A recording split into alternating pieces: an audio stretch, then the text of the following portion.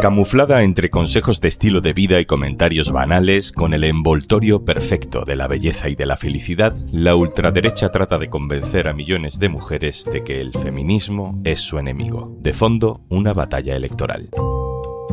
Soy Juan Luis Sánchez. Hoy en Un Tema al Día. Mujeres contra el feminismo. Nueva ola en Internet. Una cosa antes de empezar. Si quieres saber cómo puede ayudar Kit Digital a mejorar tu negocio, te cuento más al final del episodio. Del ecosistema social y político de Internet está emergiendo un fenómeno que puede tener consecuencias muy profundas. Está protagonizado por mujeres. Las pioneras están en Estados Unidos. Una de ellas se llama Brett Cooper. Tiene 23 años y más de 1,5 millones de seguidores en su canal de YouTube. We all watched as Blue Origin took its 31st flight into orbit with an all-female crew, which included Katy Brett Perry comenta en sus vídeos asuntos de actualidad. Aquí está criticando el viaje al espacio de 6 mujeres a bordo de una nave de la empresa Blue Origin de Jeff Bezos. Y de repente dice esto, dirigido especialmente a las mujeres feministas. Los hombres construyeron la civilización, construyeron las casas donde vivimos, el estudio donde estoy grabando y construyeron los coches que conducimos, las naves espaciales. La diferencia es que yo lo reconozco, me parece bien y estoy agradecido.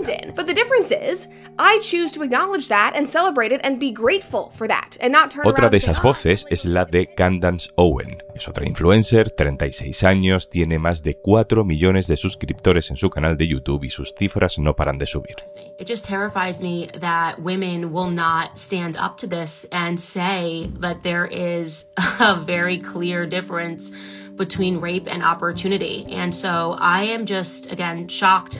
We have to protect men, guys. We have to... Aquí Candace está muy indignada por lo que las supuestas víctimas, así las llama, del Me Too, le han hecho al productor de cine Harvey Weinstein, condenado a 20 años de cárcel por violación. Brett y Candace son solo 2 ejemplos de una red de creadoras de contenido que algunas expertas y expertos llaman womanosfera. Es la versión femenina de un fenómeno del que ya hablamos en otro capítulo, la manosfera, creadores de contenido en Internet que desafían la noción de igualdad de género y desafían al feminismo. Pero estas son mujeres. El fenómeno está llegando a España. A Pablo le encantan los sándwiches de queso, así que hoy le voy a dar una sorpresa y le voy a hacer uno para merendar. A Pablo le apetecían hoy chocoflakes para desayunar, pero vi que no nos quedaban, y como tenía todos los ingredientes para ello, decidí hacérselos. Lejos de ser una anécdota, esto forma parte de una corriente. A veces por moda, por estética, a veces como reacción deliberada ante una realidad. El principal freno a la nueva ola de la ultraderecha en el mundo son las mujeres. En España, por ejemplo, solo 1/3 de los votos de Vox en las últimas elecciones generales fueron de mujeres. Para ganar elecciones necesitan que eso cambie. María López Villodres, hola. Hola, Juanlu.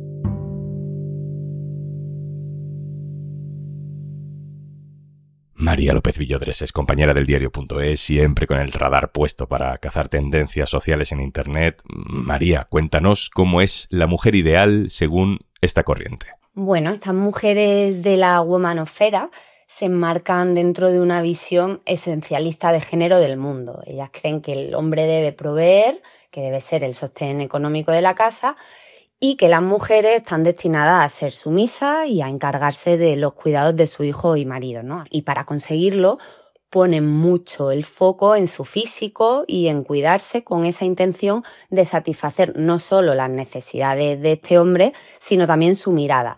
La mujer que aquí se valora es una mujer cis, una mujer heterosexual, delgada, atractiva y femenina, según el canon tradicional. Es fértil y es casi siempre blanca.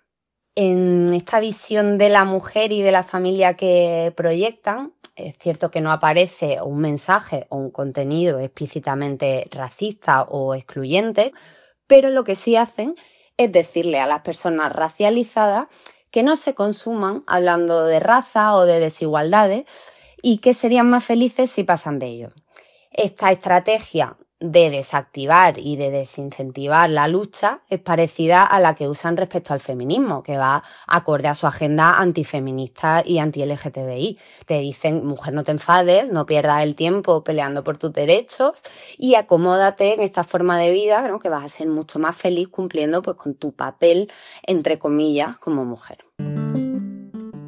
María, ¿qué tipo de creadoras de contenido hay en ese ecosistema que además se extiende por el mundo? No es que solo lo estemos viendo en Estados Unidos. Como ocurre en la manosfera, aquí podemos hablar de diferentes grupos, de diferentes subculturas o agentes que, aunque tienen muchas características y una agenda en común, operan de maneras distintas. Están, por un lado, las creadoras de contenido o influencers, que se mueven por sus canales de YouTube, por podcast, por cuentas de Instagram y TikTok, y que mezclan pues desde vídeos comentando la última polémica de la cultura pop a consejos de estilo de vida. Te dan consejos sobre cómo mejorar tus citas o tus relaciones. Luego hay otras corrientes, como por ejemplo las Tradwives, que de ellas sí hemos escuchado hablar más en España en los últimos años, aunque tampoco tienen una presencia real aquí. Y estas pues son el nicho de influencers que hacen contenido antifeminista bajo la etiqueta de esposa tradicional que se queda en casa y que hace todo para contentar al marido. Y que curiosamente pues van siempre con el vestido y la manicura impolutos a pesar de tirarse todo el día cocinando. Y estas son, por supuesto, mujeres blancas y de alto nivel socioeconómico. Este tipo de utilización de la mujer como punta de lanza contra el feminismo no es nuevo. En los años 70, por ejemplo, ya sucedía, ¿no? Pero hay un repunte por ese impacto directo que tiene Internet sobre la gente joven y también incluso en formatos, digamos, más tradicionales como revistas de tendencias. Cuéntame eso, María. Bueno, pues están también dentro de este ecosistema de la manosfera las revistas femeninas como Evie o The Conservateur, que bajo esa misma fórmula que usan otras revistas clásicas dirigidas a mujeres, pues publican artículos aparentemente inofensivos, pues por ejemplo sobre los mejores looks de la alfombra roja de Cannes, pero también te cuelan otros que sí están muy claramente alineados con las políticas pronatalistas de la administración Trump, como por ejemplo uno que puede verse en el Instagram de Evie, que es ¿por qué los anticonceptivos son, científicamente hablando, veneno? Y los propietarios de esta revista de Evie son el matrimonio Hugo Boom, y estos además han creado una aplicación de seguimiento del ciclo menstrual que fomenta la planificación de la fertilidad y que está respaldada por Peter Thiel, que es el fundador de PayPal y un conocido magnate tecnológico de extrema derecha. O sea, María, que no hablan estrictamente o directamente de política o de partidos, ¿no? Sino que los mensajes son más subliminales. Exactamente. Esta estrategia, por lo que pasa, como en el caso de la manosfera, es por ir polinizando, ¿no?, con diferentes mensajes que aparecen por distintas vías y no hablando directamente de política, sino que se recurre a lo que en la jerga de los medios de comunicación llamamos como contenidos blandos, que son contenidos de estilo de vida, de tendencias, de bienestar, de belleza, de cultura pop, pero que como todo, pues según cómo tú decidas enfocarlo, puedes estar aportando con ello una u otra visión de las cosas. Por eso aquí la figura del influencer es tan importante, porque a través de esta figura se consigue un acercamiento a los seguidores, porque estos seguidores conocen el interior de tu casa, han visto crecer a tu hijo, saben lo que come, han visto las fotos del día de tu boda, pues generan contigo una especie de relación parasocial que hace que ese mensaje gane credibilidad y gane fuerza. María, más allá del algoritmo y de que hay una cierta demanda, ¿no?, por contenido inflamado o sorprendente en Internet, además de esa espontaneidad que seguro que algunas de estas creadoras pues tienen, ¿podemos decir que hay cierta coordinación o estrategia detrás de todo esto? No es algo orgánico, sí que aprovecha un nicho de audiencia pues que estaba relativamente vacío, pero hay intereses claros precisamente por aprovecharlo, porque se ha visto con la manosfera que esta difusión de contenido ultraconservador en un momento dado se puede traducir por votos.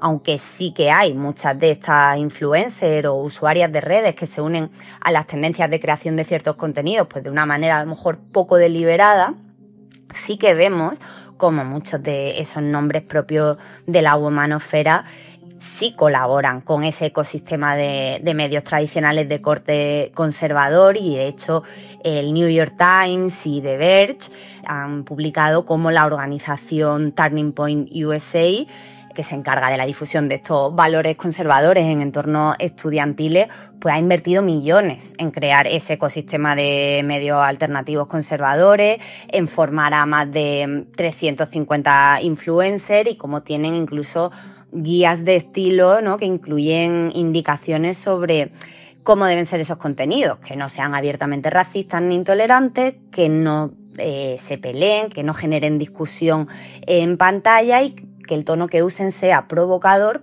pero convencional. María López Villodres, compañera, muchas gracias. Muchas gracias a vosotras. Saludo ahora a Silvia Díaz, que es socióloga e investigadora de la Universidad Complutense de Madrid sobre medios, cultura digital y antifeminismo. Hola, Silvia. Hola, ¿qué tal? Silvia, contigo grabamos hace un tiempo ese episodio sobre la manosfera, ¿no? Sobre esos hombres haciendo contenido contra el feminismo, ¿no? Metidos en esa batalla cultural. Todo eso ha terminado llegando a España. ¿Crees tú que la womanosfera, estas comunidades de mujeres con roles muy conservadores contra el feminismo, también va a acabar calando en España? Sí, de hecho creo que es cuestión de tiempo, ¿no?, que empecemos a ver cómo el fenómeno se va instalando en nuestro contexto, porque realmente es que todo llega. Vivimos en tiempos de comunicación conectada, por lo que será cuestión de tiempo que veamos como los mismos subgrupos con diferentes importantes marcas más identificativas en España se han trasladado aquí, pues lo mismo sucederá también. De hecho, hay ya quien ve algunos indicios de que esto está empezando a llegar a España. Soy una niña normal, con unos valores bastante marcados, y yo creo que eso, pues hay gente que se siente identificado. Este es un documental pagado y publicado por Amazon Prime y protagonizado por la influencer española María Pombo y su familia. Una compañera del diario.es, Carmen López, que lo ha visto, que lo ha analizado, dice que es complicado encontrar las diferencias entre los valores del hogar que transmite este documental y la propaganda nacional católica de los últimos años del franquismo. Al principio de este capítulo también escuchamos a una tiktoker, Rorro, que lo hace todo por su novio Pablo, y que generó muchísimo debate con sus vídeos sobre si lo que hacía era puro show o era antifeminismo. Silvia, más allá de los casos concretos que van llegando, de los indicios, ¿qué es lo que a ti más te preocupa de este fenómeno? Lo que más me preocupa es lo sutil que puede llegar a ser.